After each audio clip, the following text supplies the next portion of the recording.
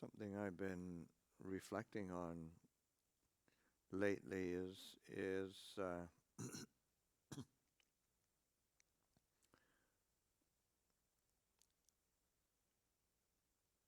how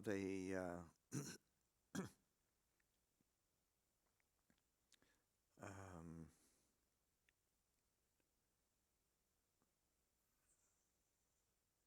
one, how simple the Dhamma is, but then also kind of at the same time how involved and intricate it is, and that's not how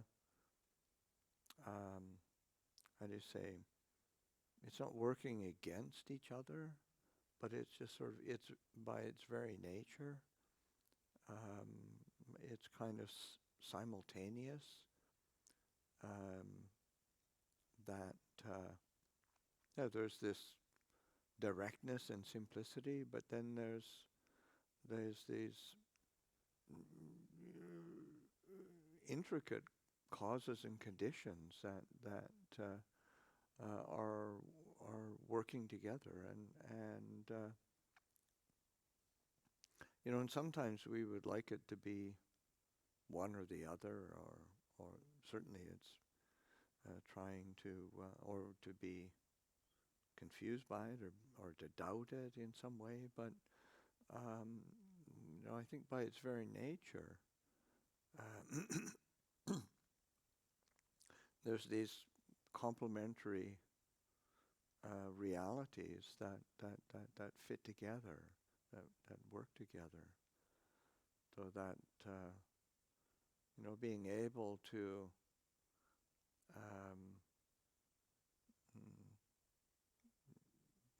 recognize whatever particular angle that one is looking at, and say, and not be confused that somehow it appears differently sometimes. Just the say, just as an example, where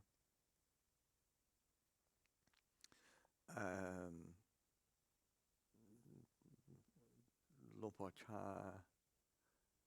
would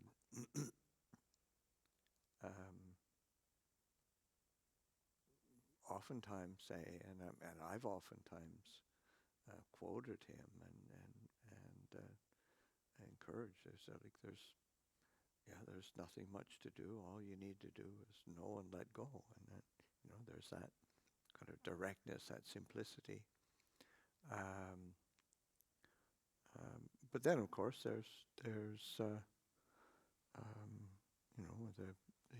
you think in terms of the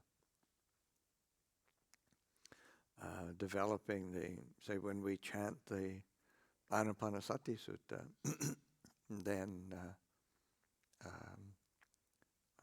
you've got the Anapanasati.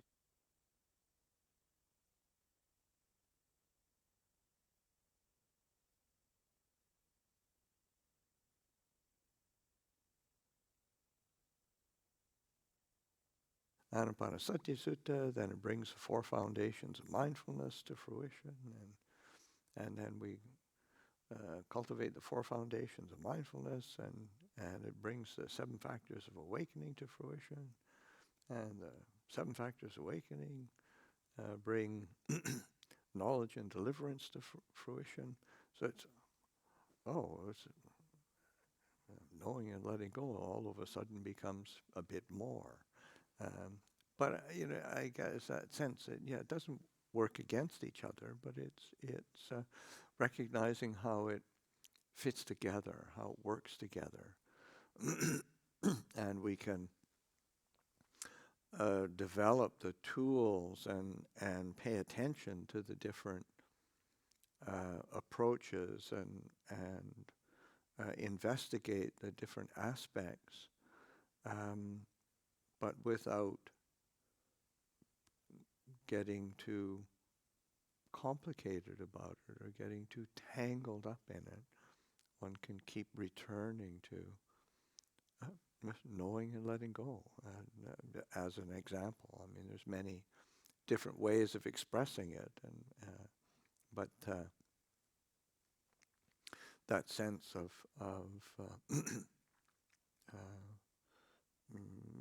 being able to hold these two different realities together without it being a source of doubt or complication or difficulty.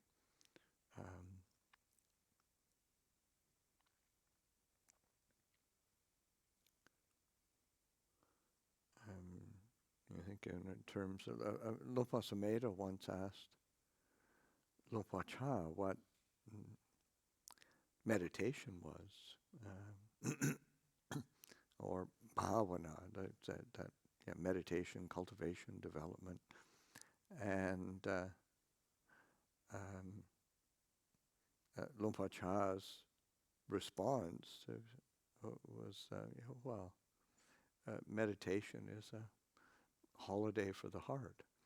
And it isn't quite how Lumpur Sumedho was experiencing it at the time. and it's not how we tend to experience it, and mostly we think of, but that that in Thai is bhavana kukan pakpon tang chit chai, and but it's really, I think, a really helpful perception. This is an opportunity to have a holiday for the heart. Imagine that, as being able to rest in awareness and clarity and a sense of well-being, stillness, and just being with the knowing, and that is sufficient. It's enough, because it's usually how we feel, and we're driven by desire and tanha, and it's never enough. So then it's never restful. It's never a sense of being a holiday for the heart. We're always striving to get a bit more, or struggling with some particular obstacle or difficulty, but to shift that perception and say, oh, this is an opportunity to dwell in the resting quality of awareness, or the kind of a regenerative quality of awareness and mindfulness. So it's helpful to be reflecting on these different things, and it doesn't mean that there's nothing to do, but it's like there is a like another image that Ajahn Chah uses is that like the Dhamma truth is always available. It's always accessible. He said it. One of the images he gave, it's like water in the ground. It's just the way nature is. That there's water in the ground. There's groundwater. Whether it's deep or whether it's shallow is it just depends where it is. And the nature of the soil and the geology of the land. But there'll be there will be water in the ground. So it's an aspect of nature, and all we need to do is to dig into and dig into the ground, or to drill a well, or do something. Northeast of Thailand, it's very, very sandy soil, so it tends to be the groundwater tends to be pretty close to the surface. It's not that deep. Although at Wapapong it was actually quite deep. But still, you could actually dig a hole here at Abhayagiri. I don't think you could dig you could need to drill a well, but still, the water is there. It depends where you drill in the right place, and you've got water. We've got a great well here to Abhayagiri. Because that the anomaly of it's different everywhere, and again, the nature is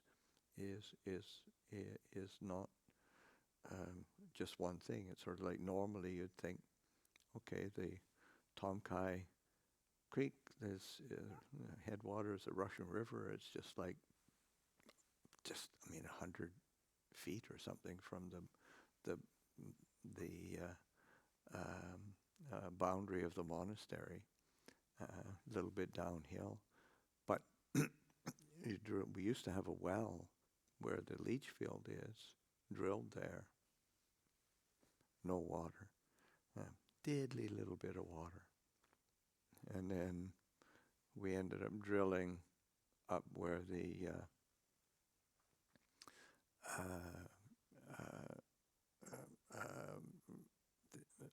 further up the hill, higher up the hill, where the ordination platform is. And we had a well there for a while, but it wasn't enough, and it kept running out, and we had to drill higher. So it's like the higher you elevation, the higher up the hill you drill, the more water there is. And you think, well, that doesn't make sense. But it's the way nature is in this. It's there in the ground. So that image that Lupa Cha using, the Dhamma is here in nature, and sometimes you're used to putting forth the effort and paying attention to how to access it in its appropriate manner. So that and then that's where it starts to, yes, on a certain level, okay, just know and let go, don't complicate it. But then, in reality, there are, particularly when we start talking about a long-term cultivation, which it requires, long-term commitment to practice. It takes time, and one needs to develop a kind of like a web or network of causes and conditions, and because that's the nature of. That's how nature works. And one of the suttas that comes to mind that's grabbed my attention a long, long time ago. Anguttara 10, Sutta number 61. And it's it's the sutta where the Buddha talks about like there's no point where there was no ignorance and say just sort of but came into being. But ignorance or avijja, a lack of true knowledge, has its nutriment. It has a there. It has a nutriment. It's nourished. It has its causes and conditions. And those causes and conditions, the Buddha said, the nutriment for for ignorance, for avijja, is the five hindrances, and so and there he is. Oh, right. Yeah. So so then one has something quite direct that one can be working with. You think, well, because ignorance is really a root cause or a root basis for dukkha and for discontent, dissatisfaction. And so that those five hindrances, we can work with that. That's something that we can recognize and see and work with. But that nutriment. But then the Buddha tracks it back and say, well, those five hindrances have a nutriment. There's conditions and causes for those five hindrances, and there's three kinds of misconduct or wrong conduct. Wrong conduct by body, speech, and mind, and then say so that when one engages in action, kaya kamma, vaji kamma, mano kamma, the actions of and conduct of body, speech, and mind, and it entangles. Five hindrances start to get embedded. Ignorance and lack of understanding of true nature of things is embedded, and it's just the way we're. And then the Buddha said, well, in those three kinds of misconduct have a nutriment. They have how that's sustained. Sustained through a non-attention to non-composure of the a lack of sense restraint, not composing the sense faculties. Then of course he goes, well, okay, and then so that sort of just kind of heedlessness with the senses, where one is distracted, caught up in liking and disliking, and getting pulled about by one's reactivity, getting excited, getting depressed by sense data that one is receiving. And then the Buddha said, well, that the non-composure of the sense faculties, the nutriment for that is a lack of mindfulness and clear comprehension. And so, okay, there's that sati sampajanya, so that sense of lack of attentiveness to continuity of mindfulness and clear comprehension, that sense of awareness and a sense of certain circumspection with the faculty of our attending to the objects of our attention, both external and internal. And then the Buddha said, of course, that has a nutriment. That's nourished as well. That has a condition as well. That is the nutriment for lack of mindfulness and clear comprehension is a careless attention.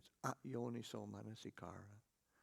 And that sense that yoniso manasikara is wise attention or careful attention or skillful reflection as translated in many different ways, but of course, its opposite, unskillful attention, unwise reflection, and I'd say then they said that yoniso manasikara has a nutriment.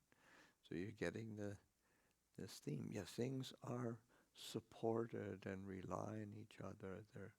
There are causes and conditions. There are nourishing factors and this is in a negative sense. And they say the nutriment for that careless attention is the Buddha says is lack of faith, lack of confidence, that lack of saddha. So that sense of faith, confidence, devotion, and usually, pointing to just faith in the teachings, faith in Buddha Dhamma Sangha, and then that lack of faith is as a nutriment, the nutriment of not hearing the say true teachings.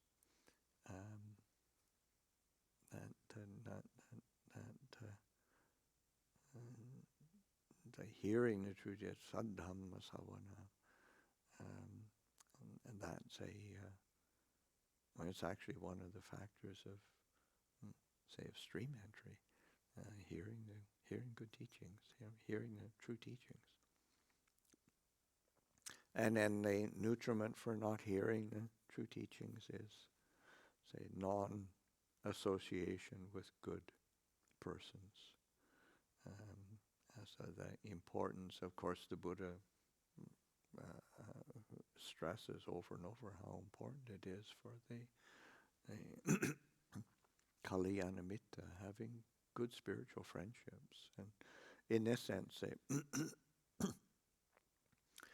they say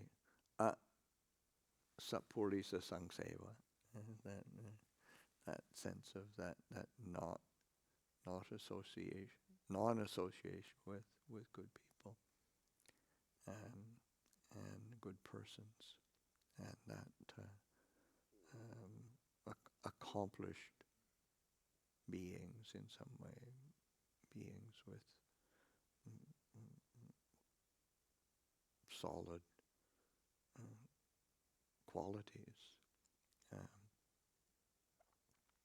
and that it's so that and then he said, and there's this cascade. So he says, so they that non-association with good persons fills up the not hearing the true dhammas, not hearing the true dhammas fills that lack of faith, boosts up that lack of faith. The lack of faith boosts up the careless attention. Careless attention fills and completes, brings the completion to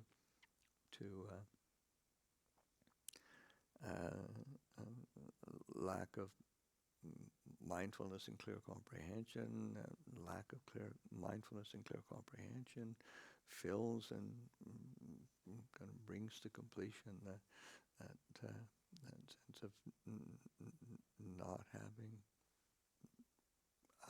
the attentiveness with the sense faculties, the composure of the sense faculties, and then of course that fills and completes the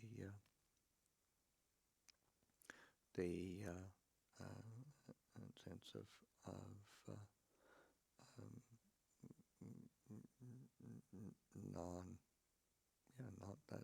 not cultivating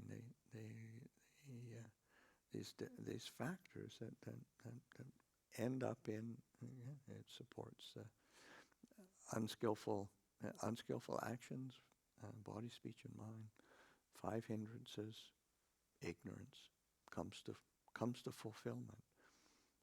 And the image that the Buddha gives is the image of rain falling on the mountaintop, and that it's quite natural that as the rain falls on the mountain, the water fills the the little cracks and fissures in the landscape, and then it runs down, trickles down into the little rivulets and the little creeks and the streams and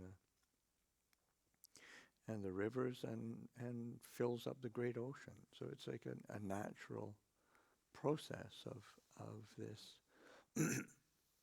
Starts from something fairly small, and then it's filling up the great ocean. So in the same sense, all these causes and conditions, starting from just that, not associating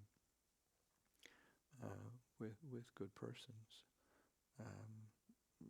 rising up to that seemingly and intractable feeling of this wall of ignorance, but it's not. You start looking at it, and it's okay. It's got its nutriment. It's got its supports. It's got its foundations. It's got its causes and conditions. The sense of those 5 hindrances, conduct, how we pay attention to the sense bases, how we reflect with mindfulness, all of that fits together. And the opposite is true as well, in the sense that the knowledge and liberation have their causes and condition, have their nutriment. those that nutriment, and it goes in a similar sense, but the knowledge and deliverance based on the 7 factors of awakening. 7 factors of awakening, nourished and supported by the 4 foundations of mindfulness. 4 foundations of mindfulness, nourished and supported by the 3 bases of wholesome conduct. 3 bases of wholesome conduct based on the composure of the sense faculties. Composure of sense faculties based on the mindfulness and clear comprehension. Mindfulness and clear comprehension based on that wise attention. Yoniso manasikara, skillful reflection. Skillful reflection based on faith, on confidence, on trust, devotion, and that faith based on nourished and supported by the hearing the true Dhamma, hearing good teachings, hearing the teachings that are really solidly based in the Dhamma. And then that hearing the teachings is based and nourished and supported by the association with good persons. So that these, and then of course the Buddha goes through that again, and using that same simile of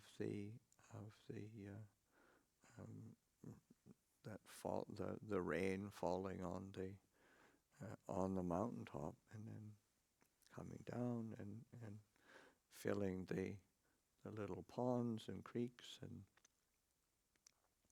filling the rivers, filling the great ocean. And so in the same way, that association with good persons, and through these different nutriments and supports, taking one through all these wholesome, skillful qualities that lead to knowledge and liberation.